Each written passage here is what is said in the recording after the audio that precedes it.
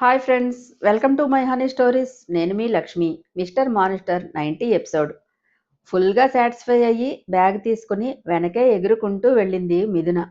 మిథునను చూసి wow baby Angela ఉన్నావు అని తల చుట్టూ చేతులు తిప్పి మెటికలు విరిచింది స్నిగ్ధ. ఒక గాడిదకి మరో అడ్డగాడిద నచ్చడంలో విడ్డూరం ఏముందిలే అంటూ మూతి విరిచాడు జై.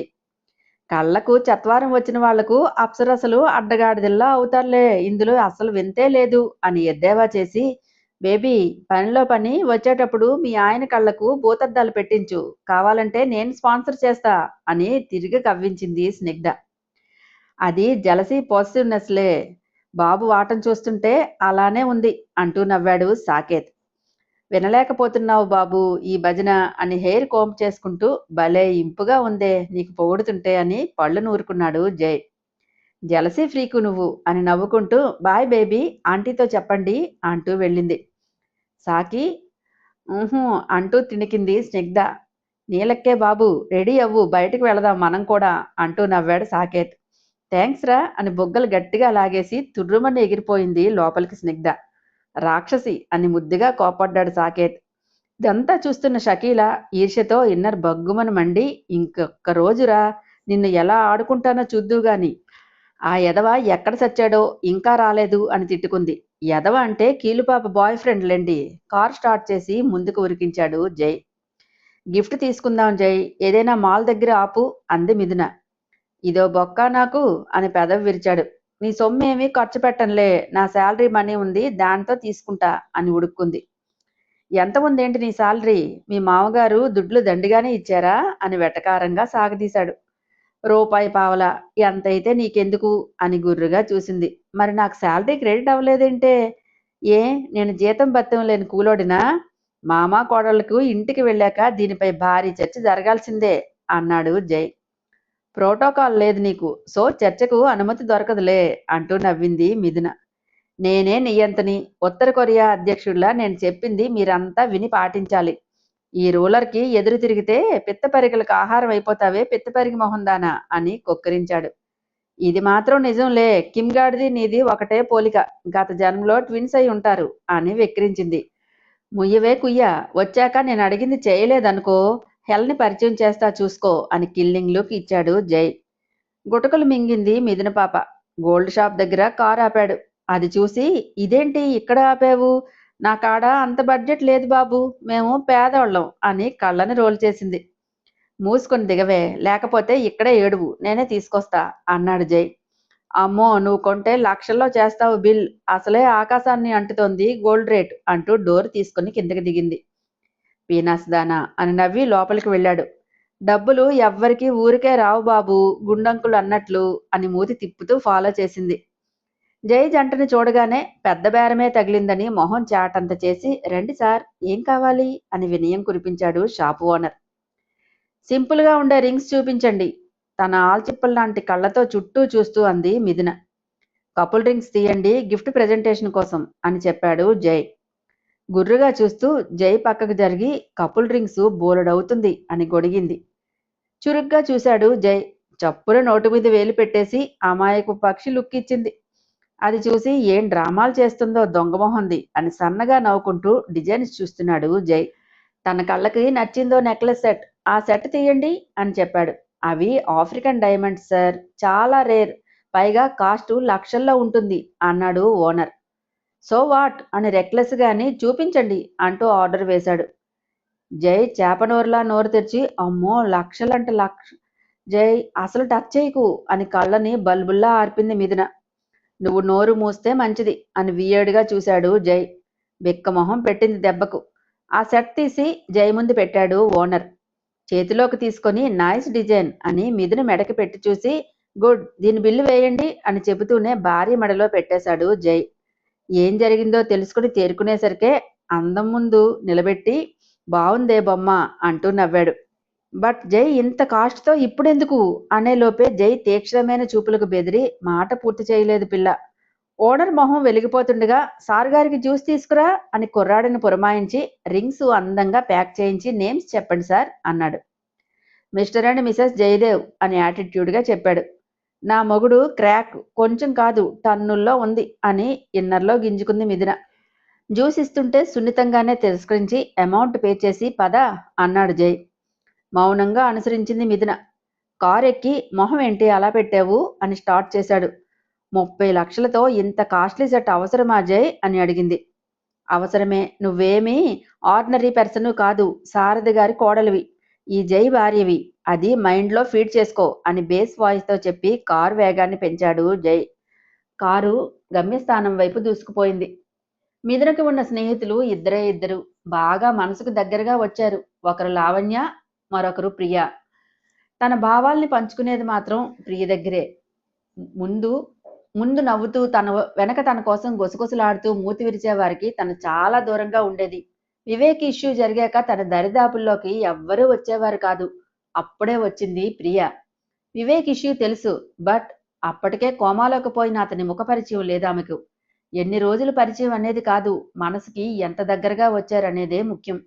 అలా తన మనసుకు దగ్గరగా వచ్చిన వ్యక్తి ప్రియ.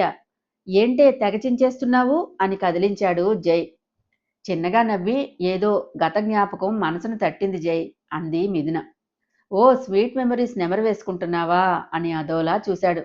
ఎంబీఏ జాయిన్ అయ్యాక స్వీట్ కంటే చేదే ఎక్కువ ఉంది అనుకొని అలాగే అనుకో అంది.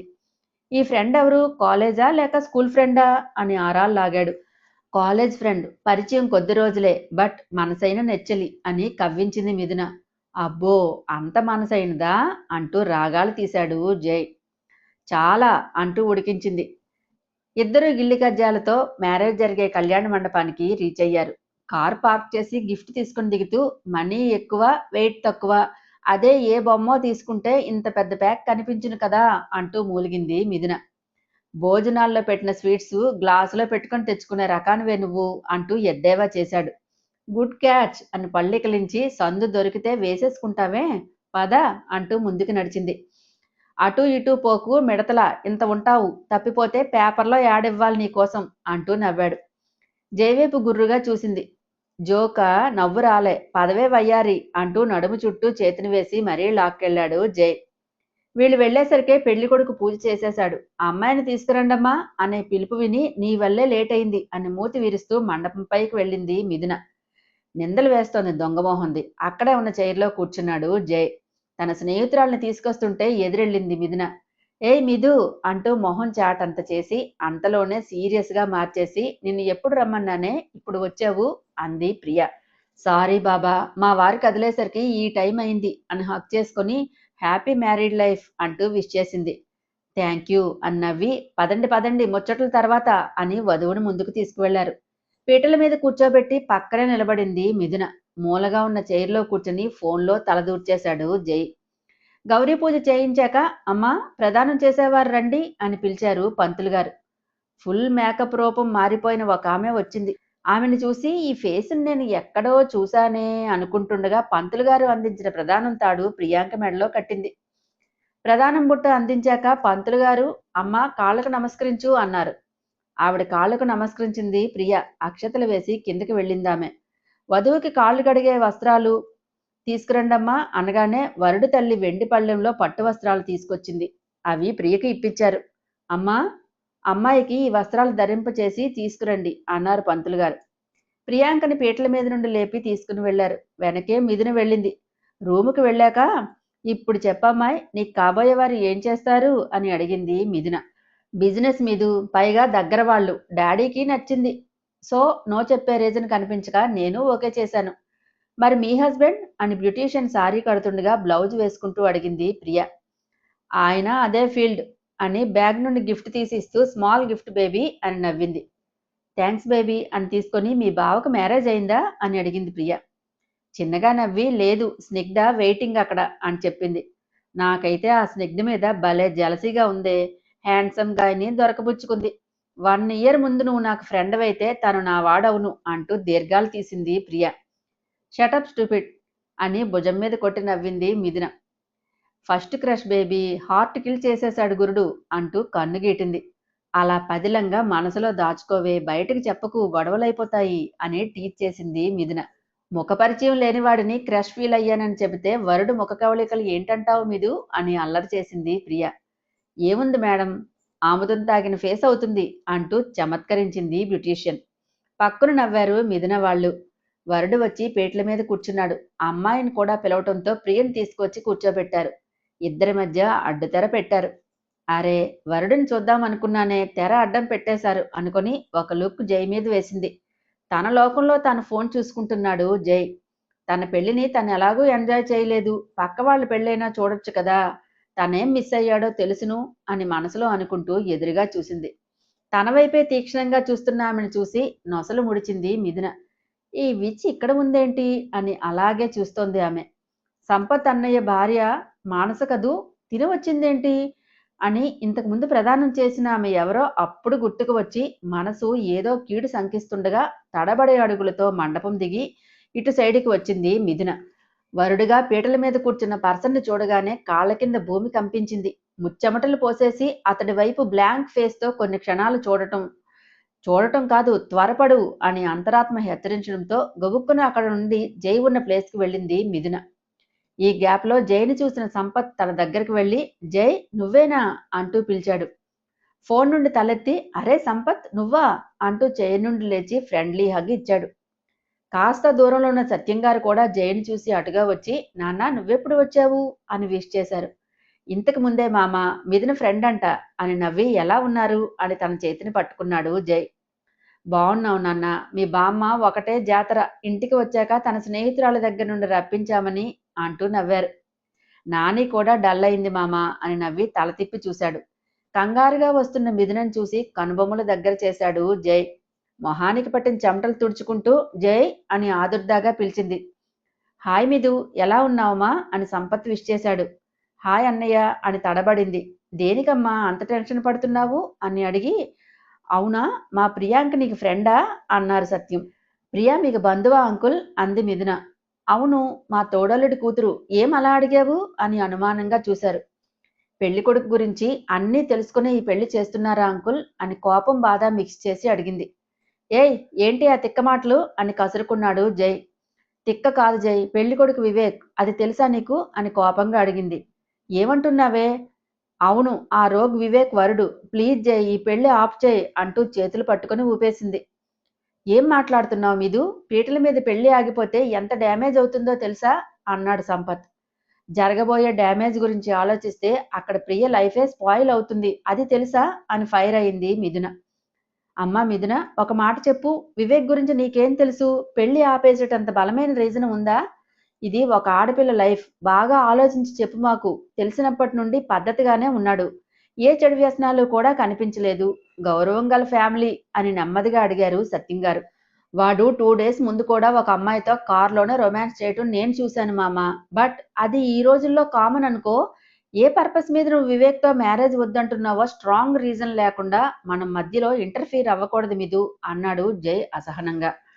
అరే నేను చెబుతున్నాను కదా, వాడు ఉత్త రోగ్ అని కోపంగా అంది మిథున. నీతో కలిసి చదువుకున్న ప్రియాంకకు తెలియదా? నీ కాలేజ్ ఫ్రెండ్ అన్నావు అని సీరియస్గా అడిగాడు జై.